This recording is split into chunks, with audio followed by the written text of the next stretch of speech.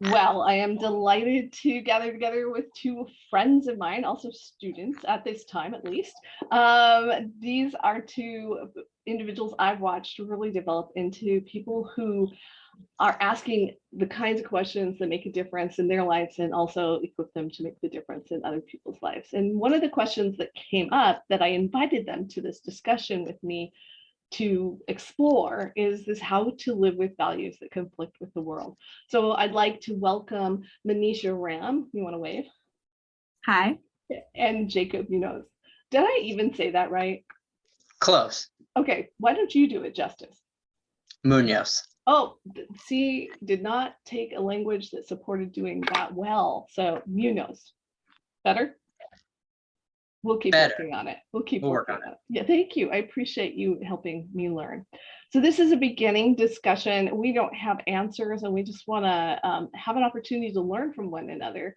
And maybe as we have a conversation, this will set us up for further conversations with one another and with others. So just want to be really clear. Jacob, Manesha, do you think you have answers to some of these questions? Not at all. Okay. Yeah, that's where I'm at too. So here we go. It's not going to be a long time, and we'll probably be left going, could have had more time, but we're going to spend just a few minutes having some conversation. To start with, my first question for us is, what are core values that drive my life? And I think, Jacob, you said you were willing to start us off with this. I am. So personally, core values that drive my life, I think honesty and more broadly genuinity.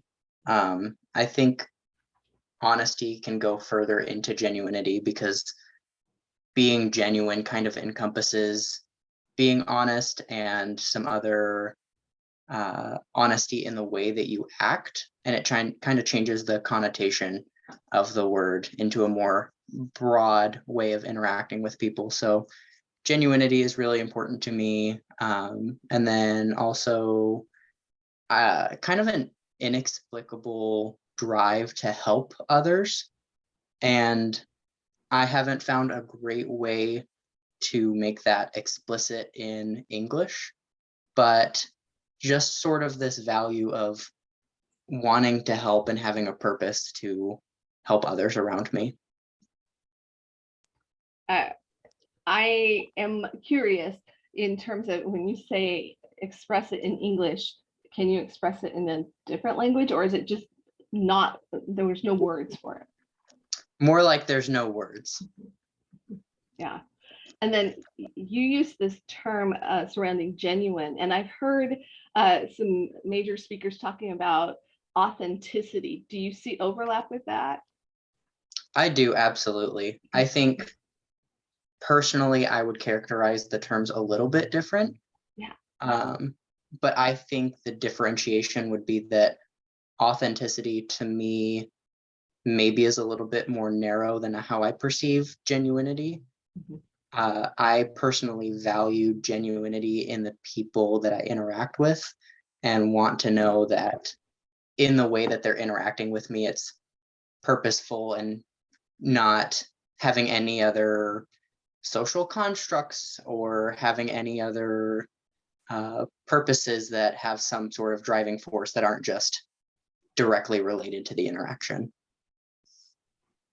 Well, if our audience can't tell, these are things that sound just so appealing, at least to me. This is part of what I've experienced of you, and I appreciate it so much. Manesha, thoughts, responses, your own answers? That's interesting because I also would differentiate between genuine and authentic. I don't know if my definition is exactly the same as yours, though. I see genuine as maybe a little bit more socially driven, being genuine with people and showing up as a very genuinely kind or genuinely feeling a certain way, whereas authenticity is one of my core values. So authenticity to me feels more like being authentic to myself and how I show up. So I I can be genuine with people, but I might not be authentically myself in that moment. So I do differentiate between them, but I don't know if our definitions match up entirely. I love that, because I think that's one of the things that we run into that probably is part of this question about how we live when things seem in conflict. Sometimes they are legitimately in conflict, but I wonder if sometimes the conflict is not understanding definitions. What other values came to mind, Manesha? The other values that I found really stable through my life are relationships. So I really value other people and more specific interactions that come between a group of two or more, and what that looks like in the dynamics there, and making sure or fostering healthy relationship to the extent that you're able. Authenticity and growth. Growth is really big for me. Growth, change.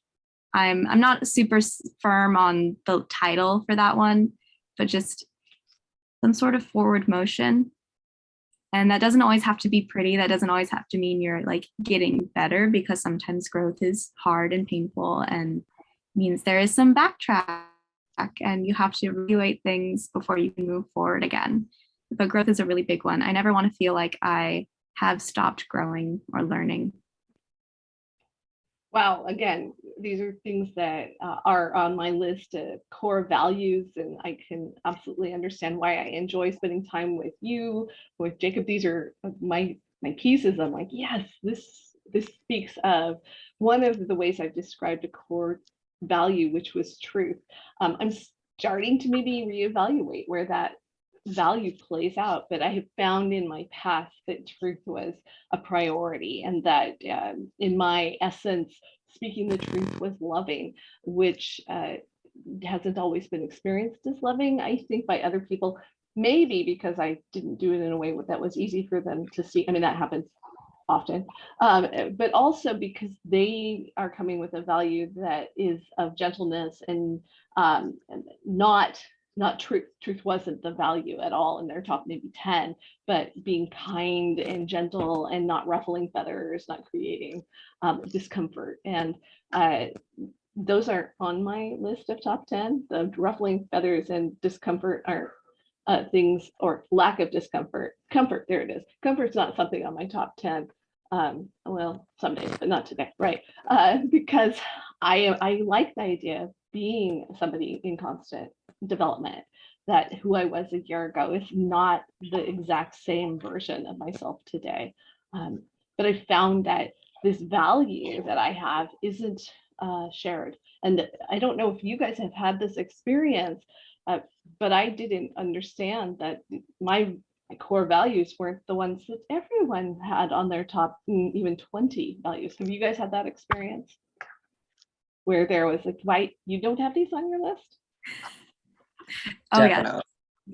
Yeah. And I feel sometimes pretty foolish, because I have a few decades on YouTube and I still get caught by, well, why aren't they on your list? These are important. Oh, they're important to me. So sometimes I have to catch myself and walk through, okay. And honestly, there are some values I don't, that others haven't. They shouldn't even be values in my mind. Like acquisition of stuff is not a value.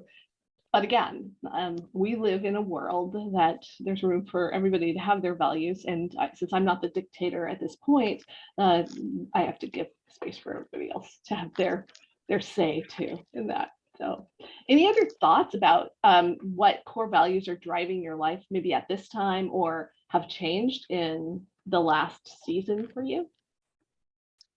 Personally, for me, I think, kind of going off of what you said, not specific values, but keeping values in mind is something that's really important to me. You talked about like acquisition of things should not be a value.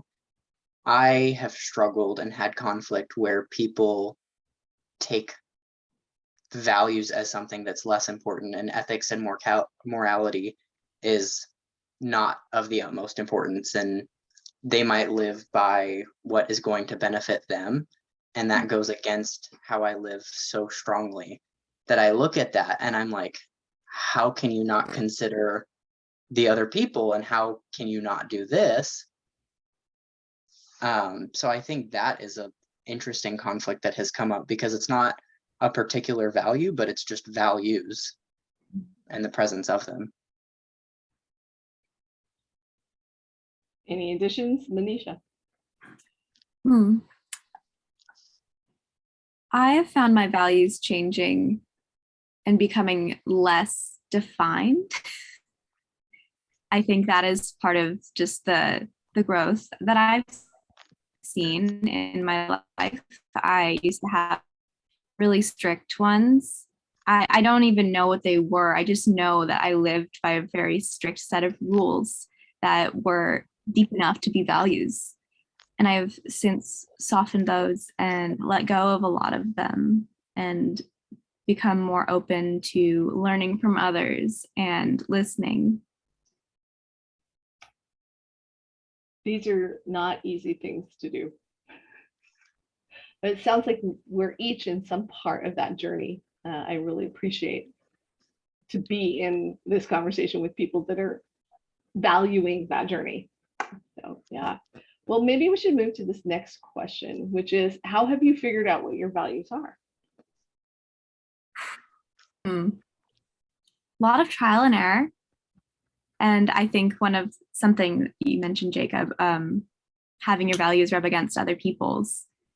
That is one of the biggest ways I've found my values and been able to hone in on them, is when I've found someone else who doesn't have the same ones or expresses them differently or possibly has a different definition for the same word.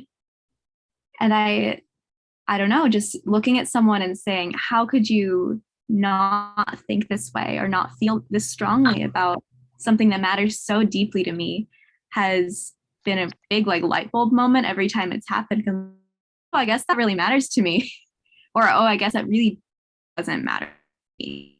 I can be equally bothered when someone has a value that I just don't see as important and as detrimental even.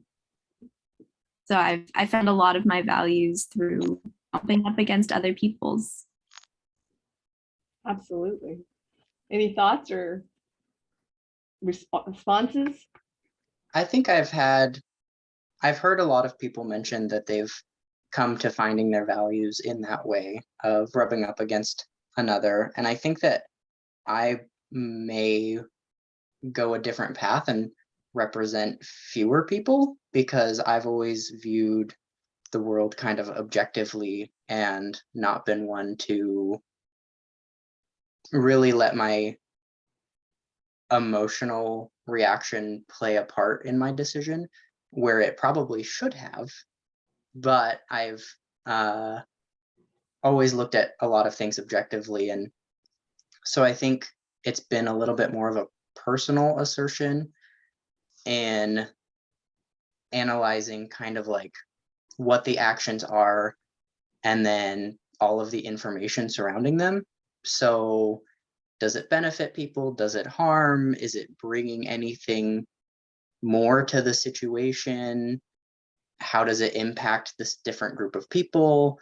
So I've kind of had a very cognitive analyzation, and now I think I've come more to understand both parts, and that the emotional side and the feelings aspect are also important in being human.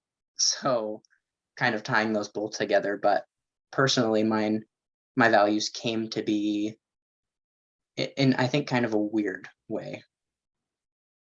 But it sounds like you're now valuing the emotional side of how you experience your interactions with yourself and with the world. Is that accurate? That was a great segue, and yes, it is. Well, but the other part, I think, is that you have been someone who wanted to make sure that you weren't just reactionary, that you were intentional and objective in determining what is good, what is beneficial, and not just what feels good. Yeah, I think I've noticed a lot of people have gone sort of, I think there's an extreme side of emotional reactivity to situations that can be really detrimental. And I think I might have gone the opposite spectrum and completely negated any emotional value And then that might have fostered not experiencing what I was going through life. And it was more playing the game and kind of almost like puppet mastering the situation instead of being in it. Wow. That sounds like some significant revelations that you've been navigating over the last while. Does this feel like a better place? I definitely think it's a better place. There's a lot more joy and enjoyment out of finding a balance between the two extremes and allowing for input from both sides, and then being in a place where I can just experience and kind of understand both sides, I think. Well, I think that because I tend probably on the reactionary emotional side of sorting things out before I get to the rational objective side. So I think I do both, but it takes me so long in my own experience. It feels like it takes so long to get to, okay, what's a more reasonable place to stand? So I think I'm a little envious. wish I could have had your problem. We get our own style, and one of the things I think came out of what you guys were talking about is that there's a value, or the way that we process or engage hasn't got just a right way, but there's also positives and negatives to how we navigate, and learning about the consequences of how we do that is I think important in terms of much of life, but also values. So I guess I wanted to share one of the ways I figured out that my value of truth has become clear, that it's not always a positive.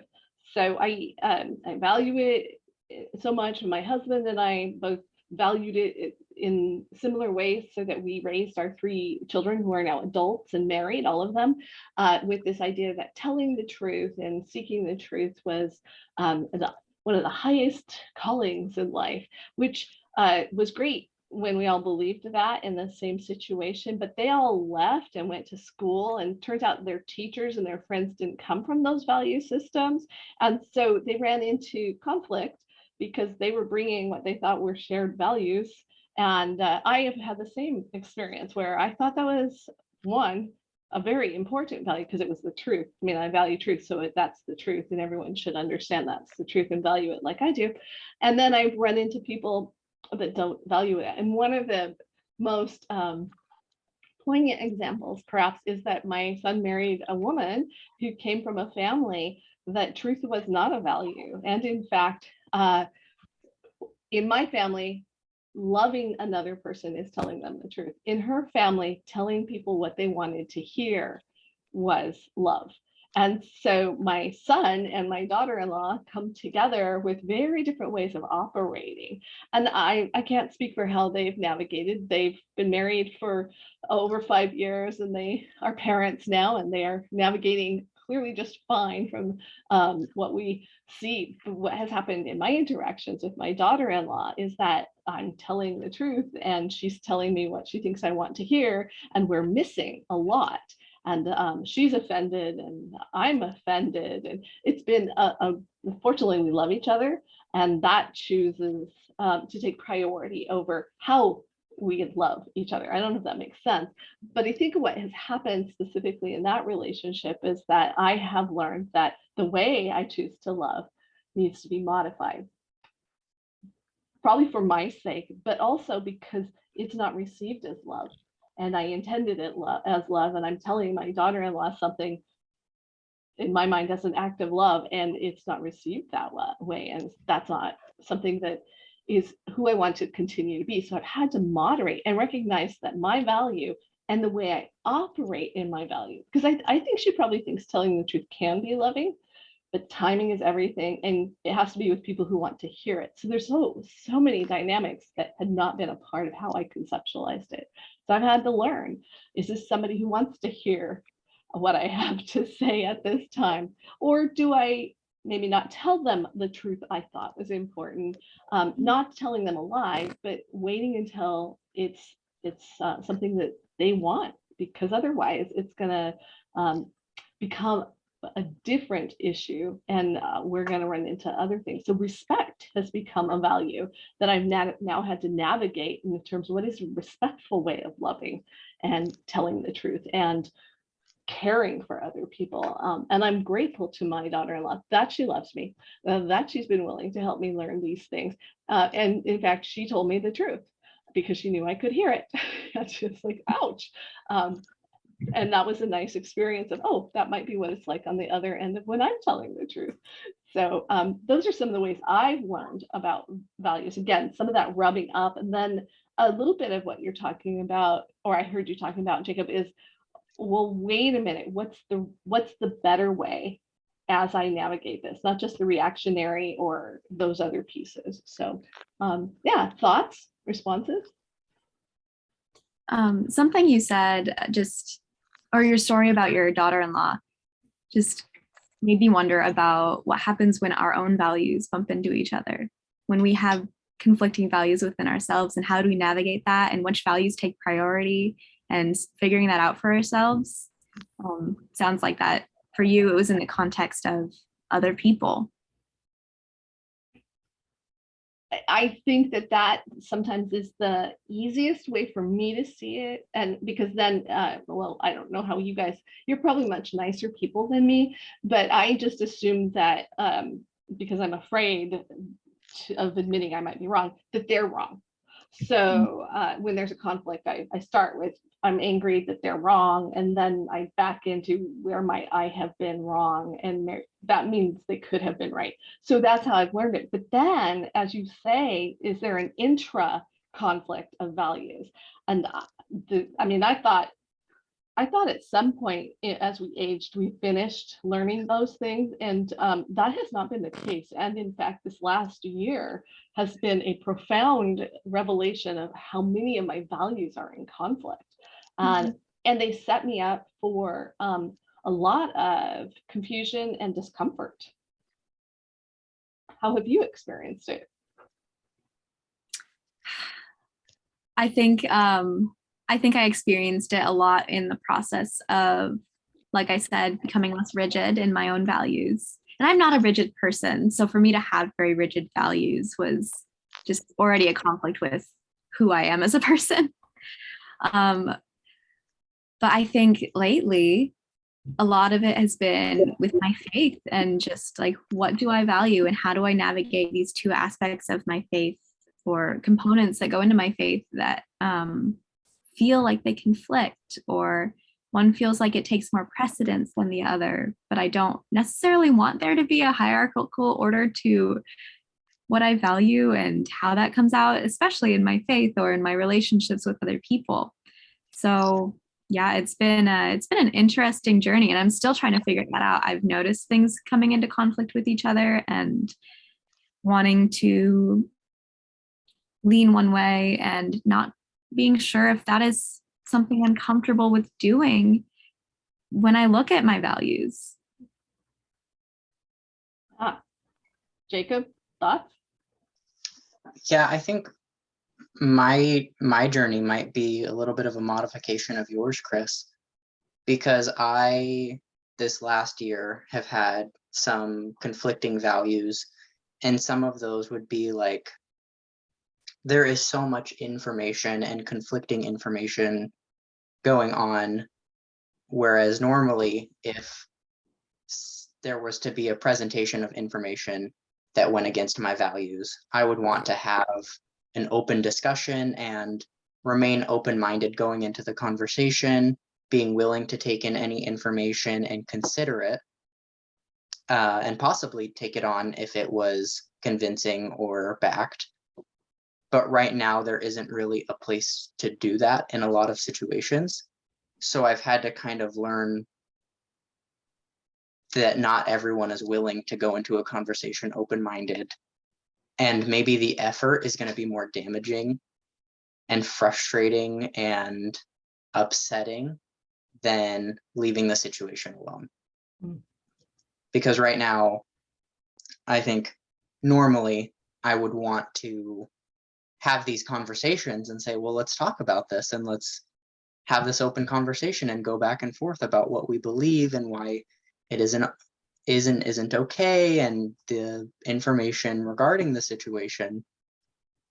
But not everyone wants to do that. Sometimes people aren't in that step in their journey yet, or don't want to be. And you can't have a conversation if both people aren't willing to. Oh, well, it's a very different kind of conversation, that's for sure. I think this actually segues into the next component, and how have you experienced your values at odds with others?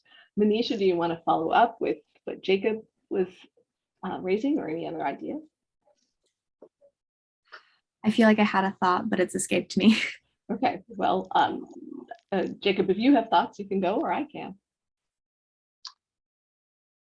I think kind of what I was going off of with the information today, and the amount of conflict seems to have risen, and the extreme values that are at odds with one another are personally hard for me to deal with, because I want to be in a place where there isn't a lot of conflict, and I don't appreciate conflict, and I would like to have even a conversation where, I mean, if it gets to a point where we have to say, I understand your values, they aren't in line with mine, and leave it at that. We can go believing different things as two different people, and that's okay. I would love to have that, but that's not always an option. And so I think I've experienced a lot of that situation where I'm kind of just trying to stay out of it, which is almost difficult, because then it is like, well, do you have a responsibility to try and help educate others or have this conversation, or is it not going to be good to just leave the situation alone? So I think that that's something I've experienced recently that's been a little difficult. That reminds me of Kris and I. We've talked about this, and I think the biggest takeaway we came with was, at least that I came away from it, was how difficult this process is and how painful it can be. Because when you are committed to exploring your values and other people maybe just aren't in that place, or don't even have the language for that, aren't aware that they have values driving them, and aren't aware of what those are, it can be a very frustrating and painful and isolating experience to try to live out your values when you know what they are, and you're willing to, but still willing to learn and grow from other people and have those difficult conversations. And it's just, it's really, really hard. There's no getting around that. It's never going to be something that's easy when you're trying to do that with other people. And what you bring up for me is what came up with my daughter-in-law is I didn't know. I have always, because I put words to truth is my core value or my primary value. But when it came down to it, relationship was the priority. Mm-hmm. I wanted relationship with my daughter-in-law and my son, and now with their children. And so that means if I'm going to do that, since I love my daughter-in-law very much, but she's a very strong personality, and she's not going to budge on how she navigates things until she decides she wants to budge. So she wasn't going to just suddenly become who I wanted her to be, which is not surprising why my son thought she was a good partner. He's been living with that for a long time. It's not, we are a family of strong, opinionated people who apparently don't budge easily. So he loves her, and if he loves her, I need to learn how to stay in a loving relationship with someone that doesn't operate the way I do, if that's my value. And it turns out that's a priority value, and I had to surrender that. What that meant for me internally, and this is getting back to what you were asking in terms of are there conflicts inside, was I realized that the truth telling and and loving interactions, I thought had some conflict because of how I had them defined. And that meant I got to revisit what does kindness and respect and loving interaction look like, and truth telling. What is truth telling? And then I actually did some work, which wasn't fun. It was good, but it wasn't fun, about the why was truth so important to me? And it's not unimportant to me now, but I realize now it was because I didn't like the instability of not knowing. I want solid ground, and truth felt like a sense of solid ground. And so there was some security if I could figure out the truth, and there's got to be big T truth. But it turns out I was maybe operating on everything was a big T truth, which is not true. But that got down to I have some fear that I wasn't aware of. I had to work. I'm still working on where's that from, and what do I do with that? This is a hard process, and it's very rewarding. The journey is not fun. It's like one of those adventure vacations that aren't vacations, and you come back with wounds and stuff, and you're like, well, I'm glad that's over. Look at those pictures. Look at the things I took away from that. I'm not sure I need to do that again soon. Any thoughts?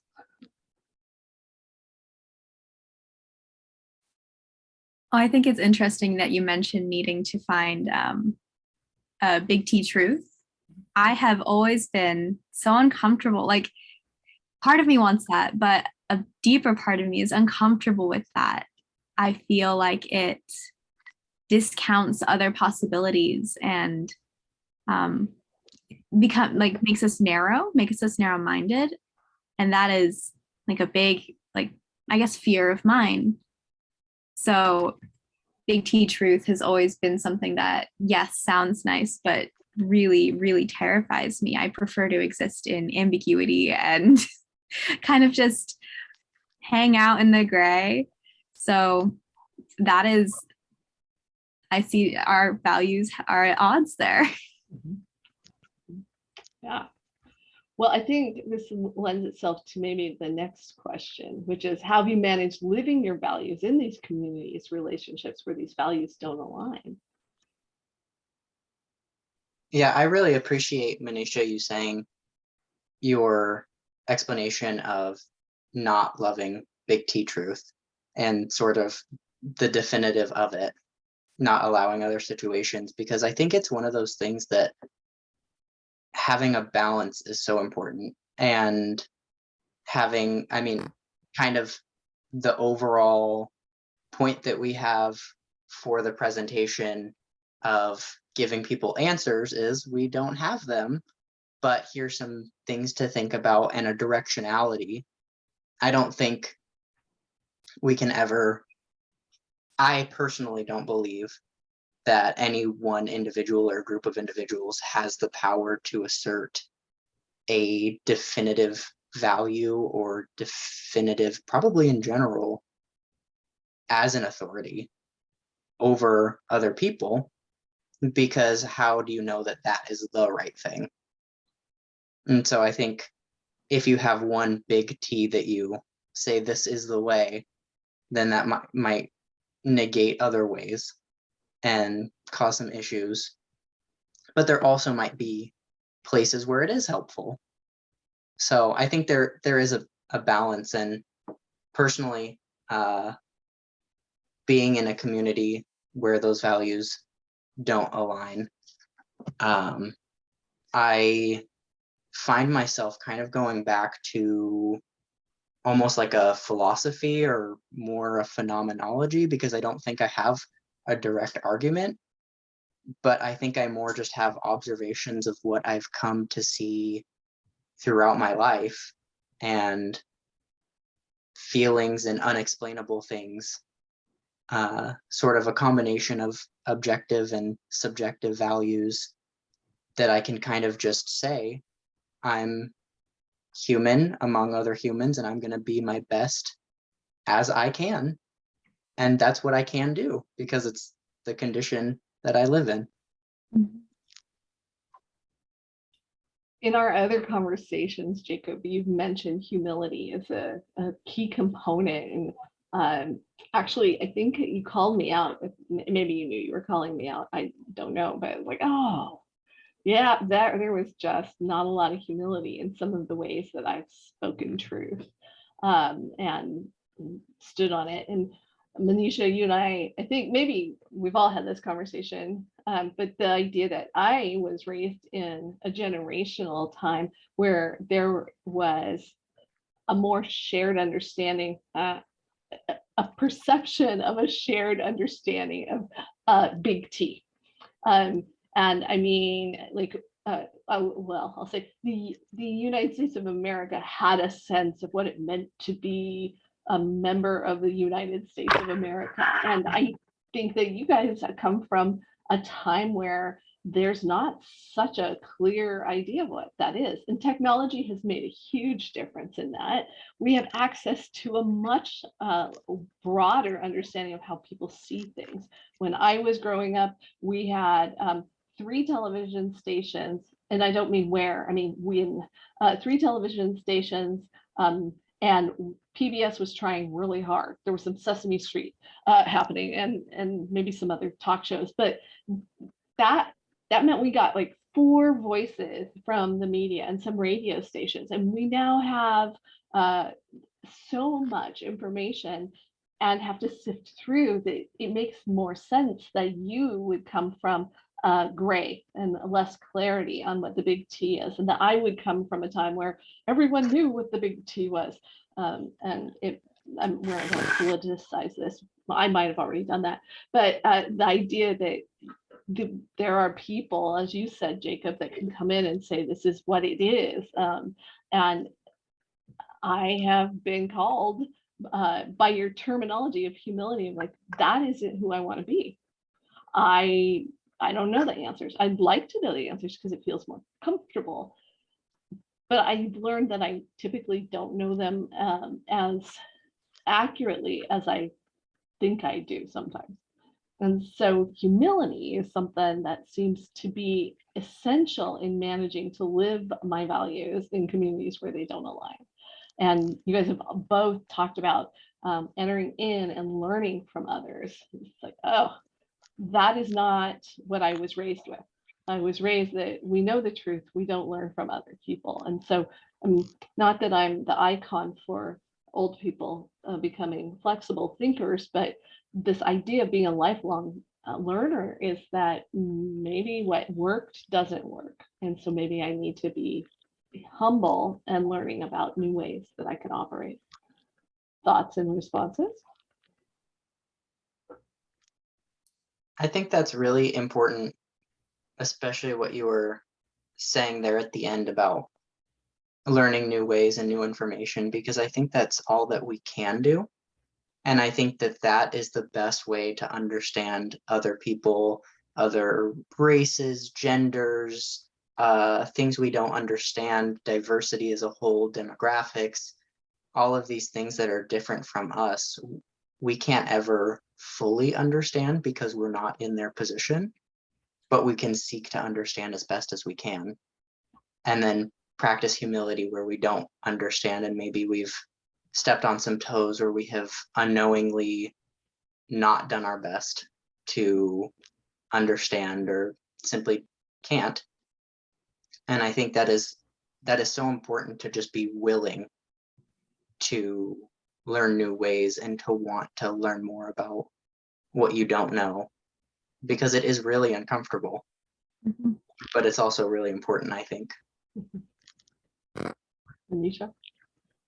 Yeah, I think that, yes, everything that's been said. I also think that acting this out in reality is one of the most painful experiences I've ever had. Just living my life. Like I guess one example that was really big for me was I was homeschooled up until high school. So I was in a very close community with like my family and a few friends that we had. So we had the same values. We all felt the same. We all thought the same. I didn't have to deal with a lot of conflict and coming up against other people. I did in small ways, but nothing that was relationship breaking. But then I start attending high school, my local public high school, and I realized people think so differently from me. And I had to figure out who I was in that space and how I wanted to show up when my values were so different and my expression of them or my definition of certain things just didn't look the same as the people around me.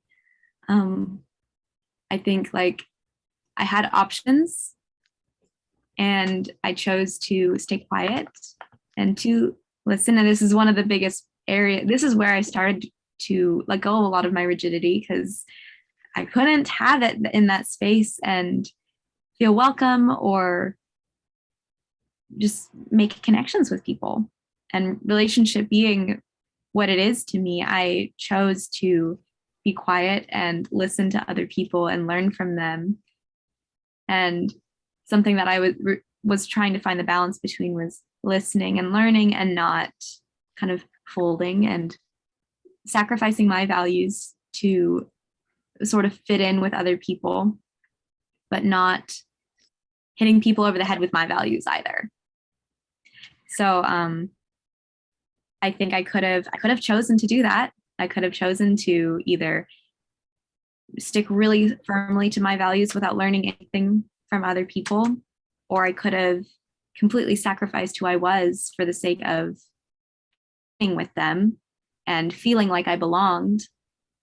And those are both like very hard choices to make. Neither one is easy. Neither one feels good. Neither one makes you feel fulfilled or like you're who you are. So I think listening, not that I was conscious of this at the time, I was just like, this is the easiest thing for me to do right now. But I think that was a really big step for me in learning how to be with people who don't view the world the same as I do. It's a really nice segue. Thank you for the next piece that I was going to bring up. And as you were talking, I was thinking of times where I some of it was conscious.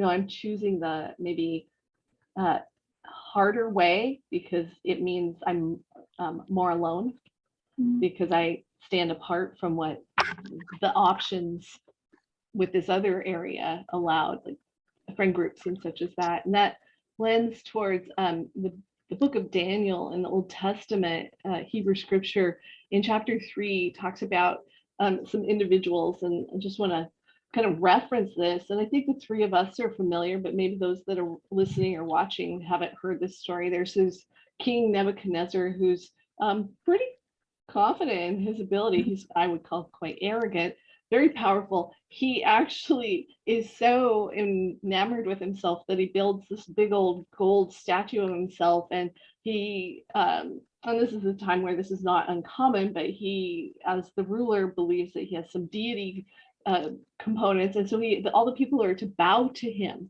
And so this proclamation is, thou will all bow to my gold statue, or you're going to be thrown into this big hot furnace that I have. And there's these three Hebrew young men. They're about the age of college students that have been raised to understand that there are probably some big T truths that were so obvious and in conflict with what Nebuchadnezzar and his culture were about at this time, and they cannot bow to this statue. And so Nebuchadnezzar says, if you don't do this, and you can read this, then you're going to get thrown into this furnace. And these young men, Shadrach, Meshach, and Abednego, say in response, well, they do when I get to it. There it is. They respond to King Nebuchadnezzar, we do not need to defend ourselves before you in this matter. If we're thrown into the blazing furnace, the God we serve is able to deliver us from it, and he will deliver us from your majesty's hand. And that, that's rather confident in the things that they value. And I think that I like it when I can be so confident that I can say it like that and go, wow, this is going to go my way.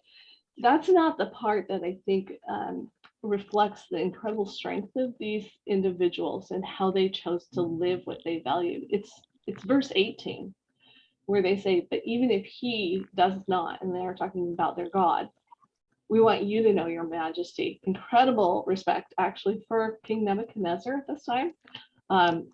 They say that we want you to know your majesty, that we will not serve your gods or worship the image of gold you have set up. And while there's more to the story, I think the point that stands to me in this is that it takes us choosing what we really are going to be about, who we're going to be, and what values are going to be core to us, so that when we get into those situations where we're in conflict, we can know which way to go based on being authentic and leaning into a genuine expression and feeling like, in my way, looking in the mirror the next day and going, yep, I was who I chose to be, rather than I reacted. So any thoughts, responses? I think for that example and for everything we've talked about so far, I think it is so hard to not only understand fully what your values are, if that's possible, but then to also be willing to step outside of yourself and what seems like such an elementary concept, and it seems like a thing that you're able to do as a child, to understand concepts outside of your own experience. It is so hard when we apply that to values to say, what does this experience mean for someone else? What is going on through their eyes? How is it going to affect them? And I think being willing to assert your values when it's important is very important. And being willing to understand other people's values is super important, especially in the context of today. And I think going forward, one thing I think that is so important is what you mentioned us talking about, is humility, and just understanding what you don't understand and being willing to take the time to reflect on what actions and values mean outside of yourself. Thank you. Yeah. Something that kind of popped up over this conversation was, like, Kris, you and I mentioned our our conflicting discomforts, like with ambiguity and with big T truth. I would be very curious to see, just in general, what values for myself and maybe for other people do merit being big T or big V values, I guess, or truths for ourselves, and what has more fluidity and changes shape. And I think something that I was thinking about is your value for truth became something that was more fluid in the context of your daughter-in-law. And just like, I thought that was a really good example of something that was like a big T truth became something softer. Yeah. And it required that humility of acknowledging that while I'd like to be someone who knows what is truth, I'm learning daily that I just have a sliver of a potential, of a grasp, of a whisper of truth. Mm-hmm. It's fortunate that I live in a place where the ground is solid, so that while I'm wisping along, I can answer those questions and recognize that wrestling with them is a part of the joy of the journey too. Yeah.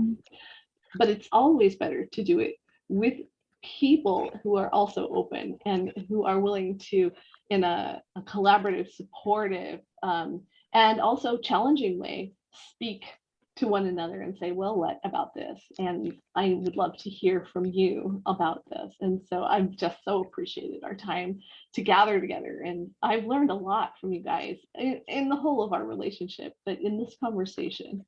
And I want to thank you guys. So, Thank you. Yeah, thank you. So thank you to Manesha Ram and Jacob Munoz. And I think there's all sorts of further discussions, but we leave you with good luck, and do figure out what your values are as you're navigating relationships, because they're right there. They'll come your way. So thank you.